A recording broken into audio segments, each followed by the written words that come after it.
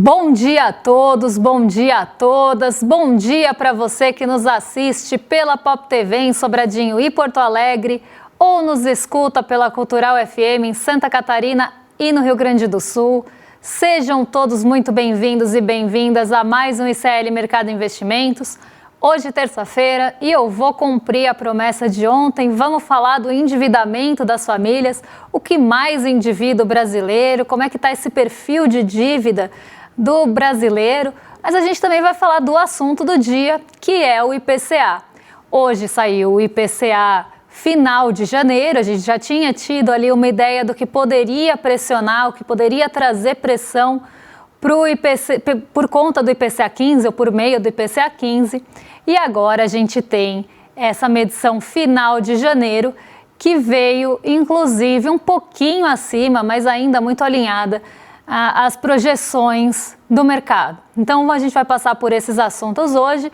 Vamos falar também da alta recorde da Bolsa. Ontem nossa Bolsa atingiu um novo recorde, é o 10º esse ano. A gente vai falar um pouco também sobre essa variação positiva da nossa Bolsa, que mais uma vez vai parecer o dia da marmota, porque os motivos, a motivação para essa alta foi justamente igual às outras. Mas a gente vai explicar direitinho para vocês o que aconteceu, o que não aconteceu também. E a gente vai passar por esses assuntos, já vamos passar pela nossa agenda, porque se ontem ela estava esvaziada, hoje ela está um pouco menos. A gente não quer perder tempo, então vamos já ver o que saiu na agenda, porque às 5 horas da manhã aqui no Brasil já saiu o IPC-FIP, então a agenda já começa tomada por Brasil. Olha aí, Brasil e né? Porque só tem Brasil na agenda logo no começo. 8 horas saiu o IGPM do primeiro decêndio de fevereiro, então dos primeiros 10 dias aí de fevereiro. 8 horas da manhã, também medição de FGV, o IPCS de capitais. Ontem saiu a medição do IPCS. O IPCS é o IPC semanal e agora a medição é das capitais da primeira quadricemana de fevereiro. Primeira semana de 4 aqui. É isso. Ficou horrível essa frase, mas é a primeira semana das 4 semanas totais de fevereiro. Às vezes a gente fala umas coisas aqui e não percebe que vai ficar ruim, né? A gente só percebe depois que a gente fala. 9 horas da manhã aqui no Brasil também saiu pesquisa mensal regional da indústria, medição do IBGE. E o IBGE também divulgou às 9 horas IPCA de janeiro, que é a grande estrela do dia. Era o indicador mais aguardado e é dele que a gente vai falar. 10h30 da manhã nos Estados Unidos, temos o Departamento do Comércio divulgando vendas no varejo de dezembro e o Departamento de Trabalho divulgando o índice de custos de emprego do 4º trimestre às 10h30. Então esses já foram. Agora vamos ver o que ainda tem por vir, porque às 4 horas da manhã, às 4 horas da tarde na Argentina, sai o CPI, inflação ao consumidor de janeiro. 10h30 na China, a gente conhece tanto o PPI quanto o CPI, então o índice de preços ao produtor, como também o índice de preços ao consumidor de janeiro, dado esse que deve ficar também bastante na centralidade, mas só vai fazer efeito amanhã. Então, o dado da China é sempre assim, né? A gente já tem uma ideia às vezes, como o mercado vai abrir, por conta desses dados que saem na Ásia durante a madrugada ou durante já o finzinho do dia. E o índice de preços ao consumidor da China tem potencial, sim, para movimentar a abertura do mercado amanhã. E aí a gente conta para vocês como é que ficou essa influência, esse impacto desses dados na abertura do mercado. Agora, já vindo para o fechamento, ontem a gente tinha um dia bastante esvaziado, né? Até tinha falado para vocês que a gente poderia ter alguns condutores que iriam aparecer que não eram indicadores econômicos, porque a agenda em si, ela não tinha muito condutor, não tinha ali muitos indicadores que tomariam o protagonismo. Então, qualquer coisa poderia se tornar protagonista nesse vácuo de indicadores, nessa ausência de indicadores. Então, foi um dia que o ritmo foi traçado aqui, o ritmo foi galgado, mas por questões domésticas e pelas questões que a gente já falou aqui algumas vezes, como por exemplo a entrada de recurso estrangeiro na nossa bolsa, tentando buscar rentabilidade. E foi basicamente isso que aconteceu. A nossa bolsa, nos melhores momentos, ultrapassou a marca histórica ali do 100, eu vou até pegar o número certinho, mas durante o dia a bolsa chegou aos 186.400, ela passou um pouquinho o fechamento. Ela chegou a 186.460 pontos. Foi uma alta bem generosa da nossa bolsa ontem durante o dia. Ela não sustentou os 186.460 pontos, ainda assim fechou com uma alta bem forte de 1,80 aos 186.241 pontos. Então, por mais que a gente não tenha sustentado até o final aquele patamar que a gente viu ao longo do dia, que era de uma alta aí de 1,9, ainda assim a bolsa performou muito bem. Ela foi para o terreno positivo, adentrou esse terreno positivo com bastante ânimo e conseguiu sustentar, de certa forma, até o final do dia. Grandes estrelas do dia foram os bancos, o setor financeiro puxou muito essa alta, acabou dando esse fôlego todo para a bolsa subir, e também as empresas ligadas às commodities. Então, se na sexta-feira o desempenho das empresas ligadas às commodities não foram o desempenho mais favorável, não contribuíram com a festa, dessa vez todo mundo entrou em ritmo de festa, porque boa parte das ações contribuíram para essa alta, e não só contribuíram, como contribuíram bastante, principalmente as ações de maior peso e maior liquidez aqui no nosso índice, caso de Vale, Petrobras, algumas empresas ligadas ao setor de varejo, mais ligadas inclusive à nossa economia doméstica, mais cíclicas que a gente fala, elas também contribuíram bastante para esse fôlego, para essa festa do Ibovespa, que vem justamente embalada por esse recurso estrangeiro mais uma vez entrando aqui e buscando essas oportunidades que a gente tem na bolsa, inclusive já pensando que a nossa taxa de juros vai cair. Isso vai estimular o apetite pelo risco e a bolsa pode esticar. Só que antes da bolsa esticar, as pessoas já querem se posicionar nesses ativos. Então, como eu sempre falo, a bolsa age ou a bolsa reage no boato e não no fato. Quando a taxa de juros de fato cair, a não ser que tenha uma boa sinalização para frente ali, uma boa sinalização mesmo do que vai acontecer, a gente pode ter até um movimento mais neutro na bolsa, porque as pessoas se posicionam antes para colher os frutos conforme o potencial de valorização vai acontecendo. Então tá aí, né? Os números não me deixam mentir na tela, 186.241 pontos com alta de 1,80. O dólar também caiu bastante, chegou na mínima ontem a 5,19, conseguiu, na mínima ontem a 5,17, 5,19 foi o fechamento, como vocês estão vendo aí, caiu 0,62 no fechamento e durante o dia conseguiu furar bem aquele piso para baixo. Então ficou operando bastante tempo ali abaixo do 5,20, que é um novo patamar psicológico, 5,30 também ainda mas 5,20 vem sendo esse parâmetro de comparação. Acima de 5,20, abaixo de 5,20, então se torna esse patamar psicológico, essa âncora. A nossa bolsa, o nosso dólar então, o nosso real, na verdade, se fortaleceu frente ao dólar e chegou a operar boa parte do dia com uma queda até maior. E isso mostra que sim, o recurso está vindo para cá, ele está entrando no Brasil para buscar oportunidades, seja na renda fixa, seja na renda variável, seja para especular com a taxa de juros ou com a nossa bolsa, o recurso está chegando aqui buscando essas oportunidades nos países emergentes. E ontem a gente ainda teve um empurrãozinho vindo da Ásia, porque existe um movimento de diminuição, principalmente por parte da China, de recursos nas treasuries, que são os títulos de dívida dos Estados Unidos. Então está se diminuindo a exposição aos títulos de dívida dos Estados Unidos na Ásia e principalmente na China, mostrando essa desconfiança em relação ao dólar e em relação aos Estados Unidos. E quando isso acontece, o recurso também vai querer diversificar o seu portfólio, também vai querer ganhar em outros mercados, não deixar os ovos todos num cesto só. E isso aconteceu ontem com essa movimentação de pulverização que a gente já vem acompanhando desde janeiro. Essa tentativa não é uma fuga dos Estados Unidos, mas sim uma tentativa de diversificar, de não se expor a só um risco, mas se expor a diversos riscos para não ficar concentrado e exposto a uma questão só.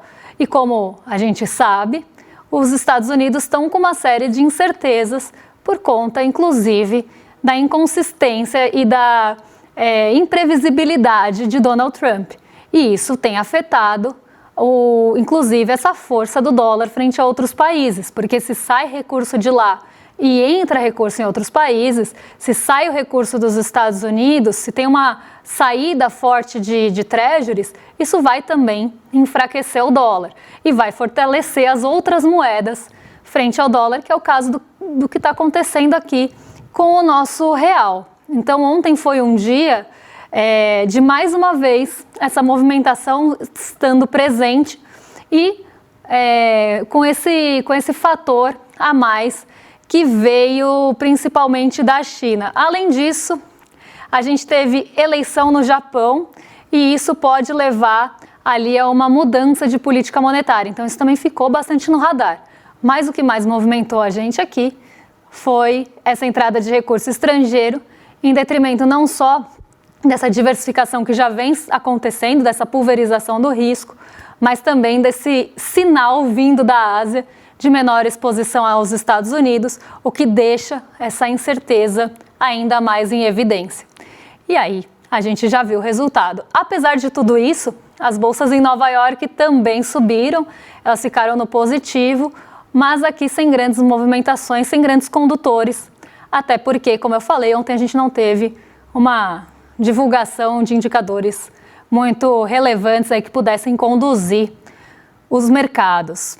Vamos falar de outro assunto, mudar completamente a nossa pauta, porque a gente vai falar de endividamento das famílias. As famílias brasileiras, elas estão mais endividadas e a gente vai falar também desse perfil da dívida. Como é que o brasileiro se endivida aqui no Brasil? Qual que é o vilão desse endividamento? E aqui a gente tem a nossa notícia do site, percentual de famílias com dívida cresce, mas a inadimplência caiu. E a CNC mostrou que 79,5% da população tem débitos a acertar em janeiro. Vamos entender isso, 80% da população endividada, como é que isso funciona e como é o endividamento do brasileiro? Porque isso é super importante, até porque a gente vive num país que a gente tem alta taxa de juros básica, então se a taxa fundamental ali, se a taxa básica de juros é 15, quando uma família pega dinheiro emprestado, ela não pega 15. O banco coloca seu spread, ele calcula o risco, ele calcula uma série de coisas que ele vai embutir nessa taxa até chegar a vocês. E a gente sabe que as médias das taxas de juros aqui do Brasil são altas. Se a gente pega a média de rotativo, é um absurdo, É mais de 400% de juros, podendo chegar, isso ao ano, claro, embora seja uma dívida que não fica mais de um mês, a gente anualiza a taxa para comparar com as outras. É uma taxa que ultrapassa os 400% na média. Isso quer dizer que tem taxa muito acima disso para que essa média exista. Tem taxa de juros de rotativo que é mais de 1000%. Então, é um país que a gente já tem taxa de juros alta, a gente já tem uma taxa de juros básica alta, as taxas praticadas são mais altas ainda e a concentração bancária facilita todo esse processo. Então, o brasileiro, ele se endivida e quando se endivida de forma cara. É caro tomar crédito aqui no Brasil e isso também restringe as famílias. Mas apesar desse cenário, apesar do endividamento crescer, as pessoas estão mais adimplentes. E poderia até a gente ter um retrato diferente com as altas taxas de juros que a gente tem aqui. É o que eu sempre falo, uma coisa leva a outra. A inadimplência, ela acontece porque a taxa de juros é sufocante. Muitas vezes a dívida fica impagável. Imagina você ter uma dívida de cartão a 1000% ao ano. Ah, mas Débora, só vai ficar um mês. Só que já foi um mês ali que rolou uma bola de neve. Aí depois desse mês, a pessoa vai para o parcelamento do cartão, que é a alternativa dada quando você roda, quando você usa o rotativo. Aí ela vai para o parcelamento. E o parcelamento é 250, ainda continua muito alta, vira uma dívida impagável. Não tem como. E o retrato do brasileiro mostra, né, o perfil da dívida do brasileiro, acaba vindo justamente do cartão de crédito. E muita gente não sabe, ou até nem pensa sobre isso, nunca pensei que era assim, eu nunca pensei sobre isso. Mas quando a gente compra no cartão de crédito, está no próprio nome dele, cartão de crédito. O banco, né, a financeira, ele está te concedendo um crédito, que você vai pagar em um mês. É um crédito de curtíssimo prazo. E se você parcela as faturas, as compras, então você tem uma série de contas, faturas, comprinhas parceladas ali, elas se somam e vão mostrando a sua dívida ao longo do tempo. Então, se você pegar ali o seu cartão de crédito com o limite usado, você vai ver, eu tenho uma dívida de 10 mil. São os parcelamentos que você tem ao longo do tempo, todos somados. Então, você tem uma dívida. O cartão de crédito, ele também é crédito, ainda que seja de curto prazo, mas essa dívida existe. Essa dívida de longo prazo, ela também existe nos parcelamentos, se você tiver. Então, não deixa de ser um endividamento, não deixa de ser um crédito. Mas muitas pessoas não veem o cartão de crédito como crédito. E isso até leva as pessoas a usarem o cartão de crédito de forma errada. Quando elas não entendem que elas estão tomando um crédito com aquilo, às vezes elas usam como extensão do salário. Ainda mais num país que a gente sabe que a renda média ainda é baixa. Então, o cartão de crédito, ele traz essa falsa sensação de extensão de salário ou de renda disponível, mas não é. Você está tomando um crédito e você tem que pagar. Porque se você não pagar, aí vira bola de neve. Porque aí as taxas de juros aplicadas às dívidas não pagas de cartão de crédito, a fatura que você rola, o parcelamento da fatura porque você não conseguiu pagar integral, isso tudo são taxas exorbitantes, impagáveis mesmo, vão deixar a dívida impagável. Então a gente tem 85% das famílias brasileiras, quando tem dívida, tem no cartão. Como a CNC faz? Ela pergunta, no que você tem dívida? Claro que não soma 100. Então, o que a CNC fala? Que você tem dívida do quê? A pessoa fala, eu tenho cartão de crédito, eu tenho um crédito pessoal e eu tenho financiamento de casa. E aí você vê como é que está o perfil do brasileiro. Então, 85% dos respondentes aí da pesquisa, 85% das famílias têm dívida de cartão. Então, é uma dívida, um percentual expressivo aí do endividamento e que tem essa característica de taxa de juros altíssimas, caso não pagues. Carnê está em segundo lugar com 16% quase, 15,9%. E é muito interessante um movimento que acontece toda vez que a gente tem taxa de juros alta. Quando a gente começa a ter alta dos juros no Brasil, o crédito fica muito enxuto, principalmente para crédito pessoal.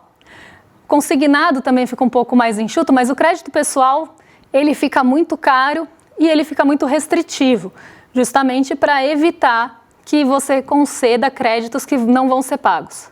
Então, o crédito pessoal fica mais restrito. O que acontece quando a gente começa a ter alta taxa de juros? Tem até estudos que mostram isso. Quando a gente começa a ter taxa de juros alta e crédito restrito, o carnê toma o protagonismo. As pessoas começam a pegar dinheiro emprestado no carnê também, que não deixa de ser um crédito. Você tem uma compra a prazo ali para pagar. E o retrato aqui da CNC mostra justamente isso. O carnê está em segundo lugar, passando inclusive o crédito pessoal, que corresponde a 12,2% de famílias endividadas. Financiamento de casa, 9,6%, de carro, 8,7%, crédito consignado, 6%, cheque especial não tem tanta gente endividada assim, 3,4% das famílias têm alguma dívida de cheque especial. Cheque especial é um perigo também, vira uma bola de neve, tem taxas altíssimas e ela vai acumulando. Inclusive, se você não paga, os juros vão entrar ali como saldo devedor e ela vira uma bola de neve de juros sobre juros aqui muito perigosa. Então o cheque especial não está no protagonismo, mas tem que se tomar muito cuidado com a forma que ela aumenta. Outras dívidas 2,5% e cheque pré-datado, gente, ainda tem 0,3%. Eu acho muito curioso que ainda tenham pessoas que deem cheque, aí que passem o cheque. 0,3% dos brasileiros tem dívida de cheque pré-datado. Eu nem posso falar o que eu pensei aqui, porque não condiz com esse programa. Eu poderia falar se eu tivesse no rolê ICL. Mas aqui eu não vou falar o que veio à minha mente como um grande pensamento intrusivo sobre passar o cheque. Então vamos lá, voltando aqui ao nosso assunto, cartão de crédito em primeiro lugar, mostrando essa dependência do brasileiro do cartão de crédito e mais do que isso, como isso pode ser perigoso quando o brasileiro não paga as suas dívidas em dia em relação aí às compras do cartão ou sua dívida com as financeiras, com as emissoras de cartão, com os bancos, vira realmente uma bola de neve. Vamos para o nosso assunto do dia, então, mudando também completamente de assunto, vamos falar de IPCA, vamos falar do que pressiona o nosso bolso, o que pressionou o bolso em janeiro. A gente já tinha algumas ideias do que poderia pressionar esse orçamento, que poderia subir de preço de um mês para o outro, por conta do IPCA 15. Agora vamos ver no janeiro fechado, no janeiro final, como é que ficou essa inflação. A projeção do mercado, eu vou falar rapidinho porque a gente tem pouco tempo, era de 0,32%. E 4, ali, e 43 na mediana, 4,42 na média. O IPCA veio um pouquinho acima disso. Não foi muito acima, mas já mostrando que teve uma inflação um pouco acima do esperado. Isso já é suficiente para mexer com os ânimos do mercado e, inclusive, com as taxas de juros futuras, embora seja 0,01% acima. Veio quase em linha com a projeção de inflação, mas só o fato de vir um pouquinho acima e não abaixo já é suficiente para essa sensação, né? Até tinha gente que esperava mais, tinha gente falando em 0,46%, quase 0,5%, mas não. A inflação veio em 0,33%. Vamos ver aqui como é que fica, então, de fato, a inflação final de janeiro e o retrato, principalmente falando dos grupos e dos itens. Então, inflação fica em 0,33%, puxada pela gasolina. Alimentos desaceleraram, o que é uma boa notícia. Essa alta dos alimentos ela penaliza muito rendas mais baixas, e o fato dos alimentos terem arrefecido nesse mês é uma boa notícia. A energia elétrica também arrefeceu, já trazendo um pouco de spoiler, mas a gasolina foi a vilã junto com o tomate, fogo no tomate poderia ser. Vamos ver aqui como é que fica então a nossa inflação no mês, no acumulado, e como é que fica o retrato dessa inflação. Em janeiro, então, subiu 0,33, comportamento igual, magnitude igual a do mês passado e do ano passado, dezembro de 25, tinha sido 0,33. Em relação a janeiro de 2025, a gente teve aceleração, inclusive, essa foi a maior inflação para janeiro desde 2024, que a gente tinha tido uma alta de 0,4 ali, aproximadamente, então sobe em relação a janeiro de 2025, a inflação acaba acelerando em relação ao ano passado e mostrando um comportamento de alta que a gente não via há pelo menos 2 anos. Acumulado no ano, 0,33, porque é o primeiro mês, e nos 12 meses a inflação foi para 4,44. Vamos ver agora como é que fica o comportamento ao longo do tempo, porque isso é interessante da gente ver a desaceleração e a aceleração. Lembra que eu falei que a inflação ficou em 0,16 em janeiro? A gente está substituindo 0,16 na conta por 0,33 aqui. Então isso faz com que a inflação que estava em queda ali todos os meses até dezembro tenha essa altinha, para quem está vendo o gráfico, para 4,44. Então a gente vinha tendo uma trajetória decrescente da inflação, porque essa substituição estava sendo positiva, a gente estava trocando um mês maior por um mês menor, só que agora a gente troca na conta 0,16 por 0,33, é por isso que forma essa barriguinha para cima, mas ainda dentro do teto da inflação. Quando a gente olha, a partir de fevereiro do ano passado, a gente tinha comportamentos inflacionários maiores, então 1,31, 0,53, 0,43. Lembrando que no ano passado, o preço dos alimentos penalizou muito no começo do ano. Pelo menos até a metade do ano, o preço dos alimentos teve uma participação importante na inflação, coisa bastante prejudicial para o bolso das pessoas com menores rendas. A inflação ela desacelerou durante o ano, subiu um pouquinho em setembro, depois começou a ter esse comportamento também mais domado, né? A inflação ela estava um pouco mais controlada. Apesar dessa alta de 0,33, como eu falei, a inflação acumulada ainda está abaixo do teto da meta, que é 4,5. Vamos ver como ficam os grupos. Eu gosto de ver os grupos, porque aí traz essa ideia de que os grupos não têm o mesmo peso e não têm o mesmo impacto na composição da inflação. Alimentos e bebidas, então, subiram 0,23 com contribuição de 0,05, mas o que contribuiu bastante aqui foram os transportes. Tá? Os transportes subiram 0,6 e contribuíram com 0,12 na composição da inflação. Foi a maior contribuição de grupo individual e muito disso veio da gasolina. A gente já vai ver daqui a pouquinho e eu vou explicar para vocês por quê. Mas a gasolina teve um peso bem grande aí. A educação subiu 0,02. E aí eu chamo a atenção para o fato de que na medição da FGV, a educação tinha vindo ali, o grupo educação, né, os itens ligados à volta às aulas, tinham tido um protagonismo no IGPM de janeiro. E aqui a gente vê, né, uma variação de 0,02 e um impacto zerado. Isso porque a metodologia de cálculo das duas instituições acaba sendo diferente. O peso dado aos grupos, a composição inflacionária acaba sendo diferente, tá? Então isso é importante a gente falar. Vamos já passar pelos itens, porque eu não quero perder tempo, eu quero entregar o programa no horário. Então vamos lá, o tomate, vilão do mês, como a gente já tinha visto no IPCA 15 e no IGPM, 20,52% de alta, mais um acumulado de 4,6%, porque o tomate ele estava desacelerando, estava inclusive com deflação, e agora volta a subir por questões sazonais, por questões específicas de tomate. Eu sempre falo, o tomate ele tem uma série de características, peculiaridades, assim como o café. A gente está falando de alimentos, né, muito perecíveis, alimentos que sofrem com o calor, que sofrem com o transporte, caso do tomate, das hortaliças também que subiram aqui 5,23 no mês. Tudo que é muito perecível acaba tendo uma quebra no calor. Inclusive eu tenho lá no Tudo que você precisa saber, para não parecer perdido, falando de economia, a gente tem um vídeo sobre tomate, porque sempre que o tomate começa a subir muito, assim 21%, aí vai na Maria, vai, né, na grande mídia, um monte de gente falar do preço do tomate, que está preocupando. Primeiro, a gente tem que pensar quanto o preço do tomate tem participação no nosso orçamento, ele individualmente. Esse é o primeiro ponto.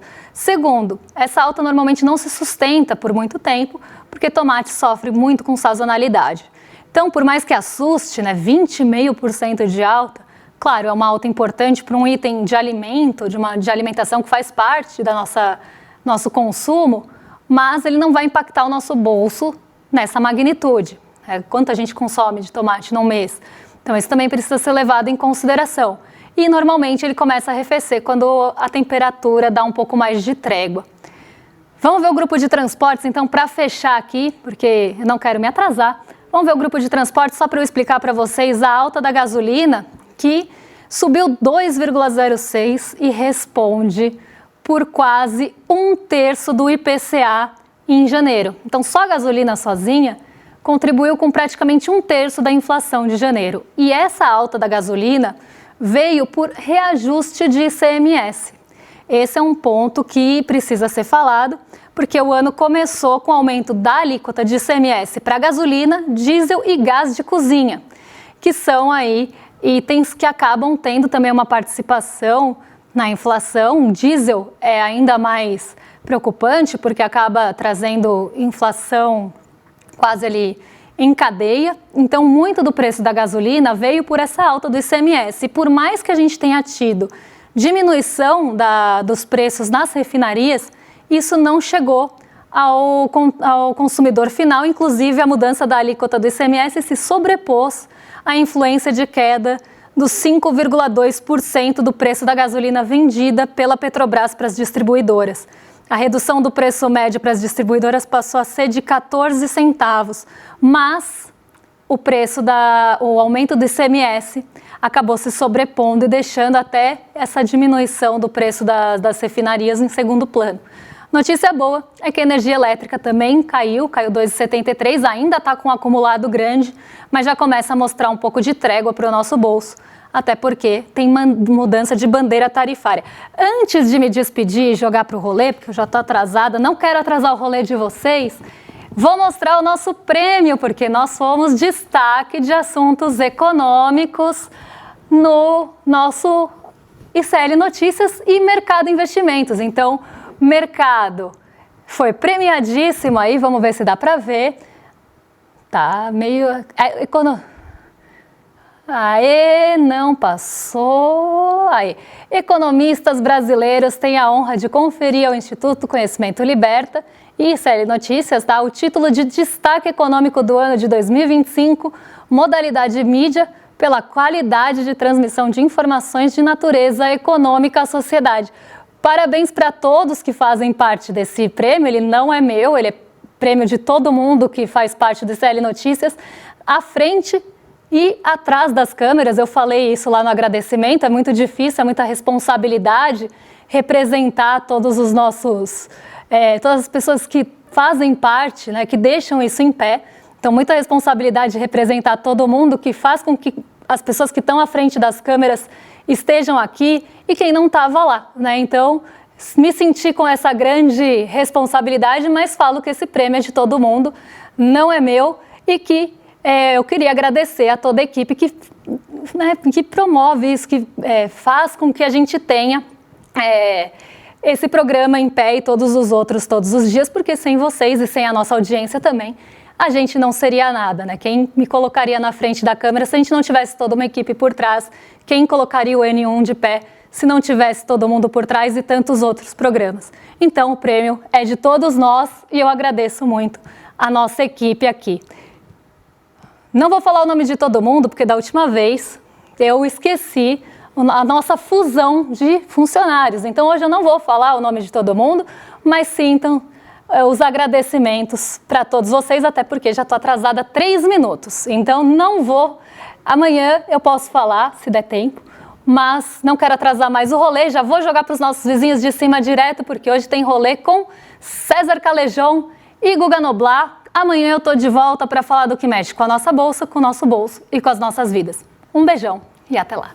Um jovem negro é preso por roubar um celular. Fica meses na cadeia esperando o julgamento. Um banqueiro desvia 17 bilhões. O processo dele corre em sigilo, ele continua livre. E os advogados mais caros do país trabalham para ele. Isso não é uma coincidência, é um projeto. É o Pacto da Impunidade. No dia 12 de fevereiro, uma quinta-feira, às 20 horas, eu e Lindené Pareto vamos explicar como funciona o Pacto da Impunidade no Brasil, na aula inaugural da nossa pós-graduação.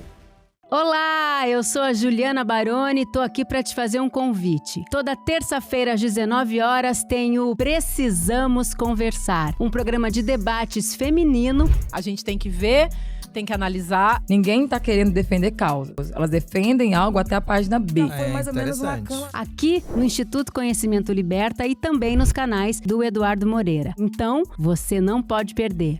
Um beijo, até lá!